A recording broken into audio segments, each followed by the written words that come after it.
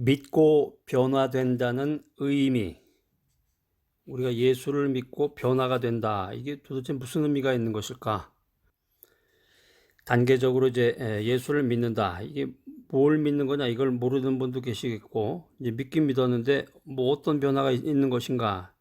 여기에 대해서 정확한 의미를 모르는 사람들이 참 주변에 많은데, 고린도 후서 5장 17절입니다. 신약 성경 고린도 후서 5장 17절. 이 말씀은 암송하셔야 돼요. 아주 굉장히 중요한 구절인데 다 같이 찾아서 밑줄을 그시고 큰 목소리로 3번 읽으시기 바랍니다. 그리고 그 옆에다 항상 이렇게 메모를 좀 하세요. 메모. 자, 시작. 그런즉 누구든지 그리스도 안에 있으면 새로운 피조물이라. 이전 것은 지나갔으니 보라 새 것이 되었도다. 그러니까 믿고 변화가 된다는 것이 새로운 피조물이 됐는데 새 것이 되어야 되는데 이게 예수를 믿고 변화가 된다. 이게 어떤 외면적인 게 아니라 내면적인 변화를 의미하는 것입니다. 본질적으로 어떤 예수를 믿으면 얼굴이 예뻐지고 예수를 믿으면 뭐 화장이 잘 되고 예수를 믿으면 뭐 갑자기 머리털이 그냥 막 나서 대머리가 풍성한 머리가 되고 이런 외형적인 것이 아니라 내면적인 변화를 말한다. 그러니까 이리가 양의 탈을 쓴다고 그래서 양이 되는 건 아니고 돼지에게 사람의 옷을 입힌다고 그래서 돼지가 사람이 되는 건 아니죠. 그러니까 존재의 본질이 존재의 근본이 달라져야 된다. 믿고 변화된다는 것은 새로운 피조물이 된다는 것은 새 것이 된다는 것은 존재의 근본이 달라져야 되는데 그것은 외면적인 것이 아니라 내면적인 변화를 말하는 것이다 하는 거예요. 자, 첫 번째 주제 아담의 자손인 이전 존재는 무엇인가? 그러니까 아담의 범죄로 말미암아 인류가 태어날 때부터 영적으로 죽은 자다. 이게 성경의 일관적인 말씀입니다. 그러니까 인간이라고 하는 것은 죄와 세속의 종이었는데 도덕적으로 타락하고 부패한 존재라는 거죠. 그러니까 하나님을 섬기지 않게 되고 항상 자아 중심으로 사는 교만한 존재, 이것이 인간이라는 것입니다. 그렇기 때문에 결과적으로 육체적으로 병이 들고 고통 가운데 살다가 죽게 되고 환경적인 저주 아래서 고생하고 무의미하고 헛된 삶을 살 수밖에 없는 것입니다. 영생의 소망이 없었는데 그리스도 안에서 새로운 피조물이 된 것이 우리 믿는 사람들의 현재의 모습입니다. 두 번째 주제는 예수님 안에서 새로운 존재, 우리가 예수님 안에서 이제 새로운 피조물이 됐는데 성경 갈라디아서 4장 6절, 에베소서 2장 1절에 보면은 예수님의 십자가로 용서받은 의인이 되었다. 그래서 영적으로 거듭났다. 이 말씀이 기록이 되어 있습니다. 그러니까 성령님의 역사로 거룩하게 되어서 새 사람을 입은 사람이 된 것인데 고린도전서 6장 11절 한번 찾아보세요. 마음에 천국이 임해서 예수님 중심으로 믿음 중심으로 사는 사람, 이런 사람을 가리켜서 새로운 피조물, 믿고 변화된 사람이다. 이렇게 말할 수 있는 것입니다.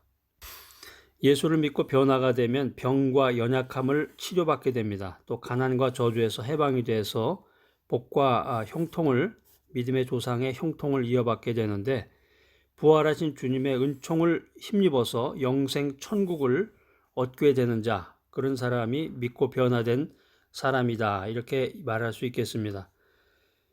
자, 믿고 변화된 자는 이미 세 번째 주제는 노력이냐 믿음이냐, 노력이냐 믿음이냐. 이게 이제 이사야서 64장 6절에 보면 구약성경 이사야서 64장 6절에 보면은 노력이냐 믿음이냐 여기에 대한 중요한 메시지가 나오는데 행위로 의롭게 되려는 자는 노력하면 서서히 변화될 것이며 장차 이루어질 거라고 생각을 하는데 그러니까 행위론자지, 행위론자. 그러니까 착한 행위, 선한 행위를 많이 하면 의롭게 된다. 그래서 내가 스스로 노력하면, 연구하고 노력하면 나는 변화될 것이다. 근데 성경은 뭐라고 말씀하고 있냐면은 인간은 죄인이기 때문에 아무리 노력해도 스스로 구원할 수 없다는 거죠. 지금 이 말씀이 이제 기독교와 다른 종교의 이제 근본적인 차이인데, 다른 종교는 자신의 노력, 또 선행 이런 것을 통해서 인간이 바뀌어질 수 있다. 인간이 근본적으로 변화가 될 수 있다. 이렇게 주장을 하고 있는데 성경은 그렇지 않고 인간은 죄인이기 때문에 구세주가 필요하다. 그것은 예수 그리스도다. 예수 그리스도의 은혜로 말미암아 구원을 얻게 된다. 이런 메시지를 우리들에게 전하고 있습니다.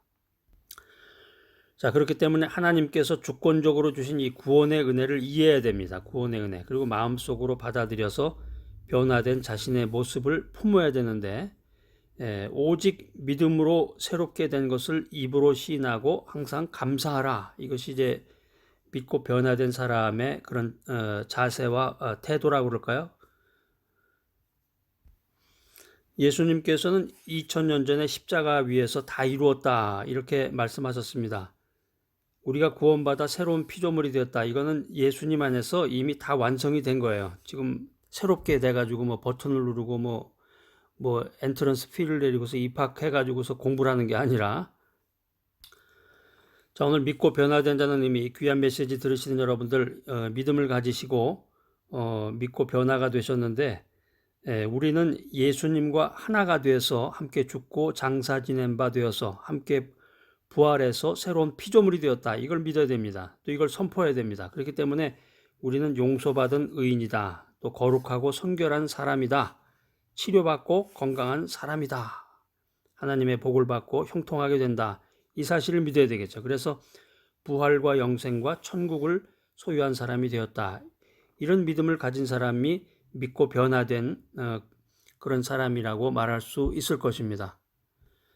자, 이런 모든 사실이 이미 예수님 안에서 다 모두 이루어진 거예요. 우리가 이제 그것을 받아들이기만 하면 되는데 믿음으로 바라보고 입으로 시인하고 또 감사의 찬양을 할 때 우리의 삶 속에, 우리의 인생길 속에서 이 새로운 피조물의 역사가 나타나게 되는 것입니다.